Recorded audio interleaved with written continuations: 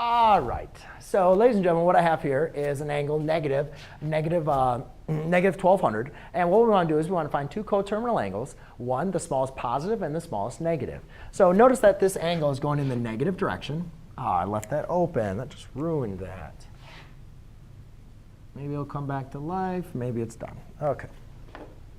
All right. So the angle is going in the negative direction. Now, when going in the negative direction, we need to graph this at negative 1200. So that's going to be a whole bunch of revolutions. Remember, we're going to start at our initial side. And if we go around once, that's going to be 360. All right. Then we go around twice. That's 720.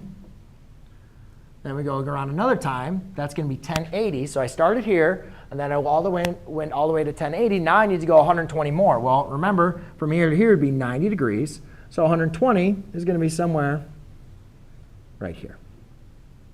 Okay? So that means I rotated this angle all these ways around to get to start here and then to end there. So, but I'm trying to find the smallest positive and negative coterminal angles. Well, to do that, ladies and gentlemen, obviously you can see this is a very big negative angle in the negative direction. So what I want to do is I want to find the smallest negative angle. So what I'm going to do in the positive direction, I'm going to add revolutions. So by adding a revolution in the positive side, what I'm pretty much doing is subtracting it going back around. So what I'm going to do by representing that is I'm going to add 360 degrees. But I can keep on adding a positive 360 to this. So I'll do it once. Do it again. So I add 360 degrees again. Then I can add it again. And therefore, that's going to give me, notice how my initial and my terminal side did not change. But so by adding 3 revolutions in the positive direction, I was able to reduce this angle to one negative angle. And that's going to be the smallest negative coterminal angle, right? Because if I kept on going around revolutions, that would just keep on giving me larger and larger angles in the negative direction. So now, what is this angle? Well, remember, if it was all it was a negative 120.